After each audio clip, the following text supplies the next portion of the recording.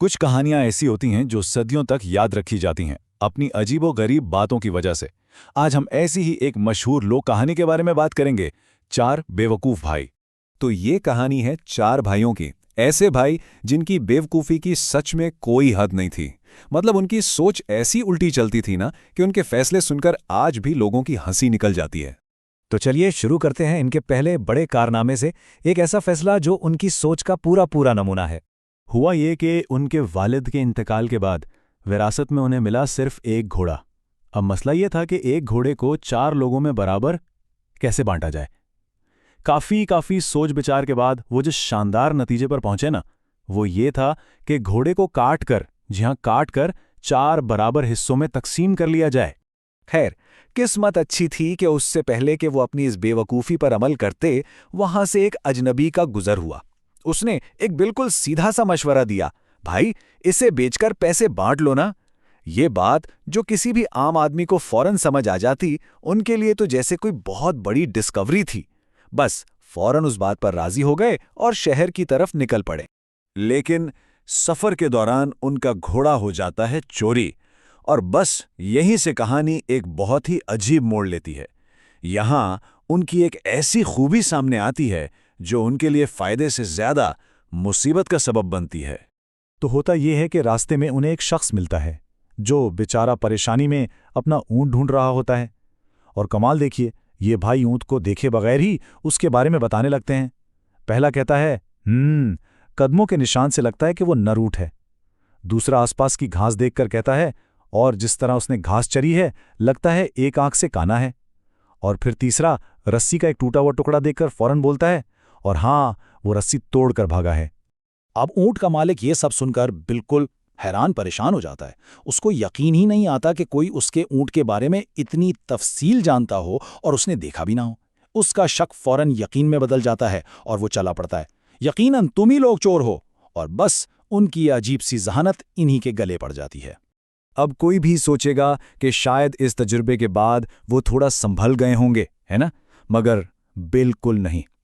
تھوڑی ہی دیر بعد جب ایک اور آدمی اپنی بھاگی ہوئی بیوی کو ڈھونڈتا ہوا ملتا ہے تو یہ لوگ وہی کمال پھر سے دکھاتے ہیں، اور اس بار نتیجہ چوری کے الزام کے ساتھ ساتھ اب ان پر اغوا کا الزام بھی لگ جاتا ہے۔ تو اب دو اتنے سنگین الزامات کے بعد ان بیچاروں کو سیدھا پیش کیا جاتا ہے بادشاہ کے دربار میں۔ اب انہیں وہاں اپنی بے گناہی ثابت کرنی تھی۔ بادشاہ کے سامنے جب ان سے پوچھا گیا کہ آخر انہیں یہ سب کچھ کیسے پتہ چلا، تو انہوں نے ایک ایسا جواب دیا جس کی وہاں کسی کو توقع نہیں تھی۔ انہوں نے دعویٰ کر دیا کہ ان کے پاس علم غیب ہے، یعنی وہ غیب کا علم جانتے ہیں۔ بادشاہ، جو ظاہر ہے ان کی اس بات پر فوراً تو یقین نہیں کرتا، ان کا امتحان لینے کا فیصلہ کرتا ہے۔ وہ ایک بند صندوق منگواتا ہے اور ان سے ایک سیدھا سا سمپل سا سوال پوچھتا ہے، اگر تم لوگ سچ کہہ رہے ہو تو بتاؤ اس صندوق کے اندر کیا ہے؟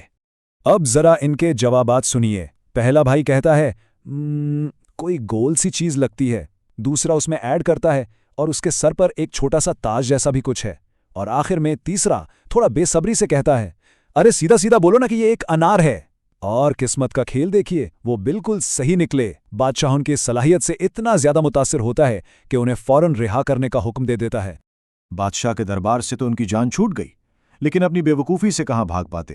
ان کی اگلی حماقت انہیں آزادی سے سیدھا غلامی کی طرف لے جاتی ہے۔ سفر کے دوران وہ لوگ کچھ دیر سستانے کے لیے رکتے ہیں۔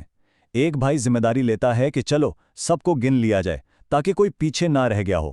تو وہ گنتی شروع کرتا ہے، 1 2 3، اور بس رک جاتا ہے۔ وہ ہر بار خود کو گننا ہی بھول جاتا۔ اور بس پھر کیا تھا، وہاں تو افراتفری مچ جاتی ہے۔ ارے چوتھا کہاں گیا؟ وہ سب پریشان ہو کر ایک دوسرے سے پوچھتے ہیں۔ ہر کوئی باری باری گننے کی کوشش کرتا ہے، اور ہر بار نتیجہ وہی، ایک بھائی غائب ہے۔ اتنے میں وہاں سے ایک چالاک گھڑ سوار گزرتا ہے اور ان کی پریشانی سمجھ جاتا ہے۔ وہ ان سے کہتا ہے، اگر میں تمہارا چوتھا بھائی ڈھونڈ دوں تو مجھے انعام میں کیا دو گے؟ اور یہ لوگ بنا ایک سیکنڈ سوچے جواب دیتے ہیں، ہم ہمیشہ کے لیے تمہارے غلام بن جائیں گے۔ وہ گھڑ سوار بس ان چاروں کو ایک ساتھ کھڑا کر کے گنتا ہے، 1 2 3 4، اور یہ بے وقوف ایک ایسے مسئلے کے حل کے لیے جو اصل میں تھا ہی نہیں، اپنی آزادی خوشی خوشی اس کے حوالے کر دیتے ہیں۔ اور اس طرح شروع ہوتا ہے ان کی خدمات کا ایک نیا دور، ایسی خدمات جو ان کے نئے مالک کے لیے ایک کے بعد ایک صرف تباہی لے کر آتی ہیں۔ ذرا ان کے کارناموں پر ایک نظر ڈالیے۔ जब मालिक ने अपनी बूढ़ी माँ को मक्खियों से बचाने को कहा तो उन्होंने डंडे से मक्खियों के साथ साथ बेचारी माँ को भी मार डाला।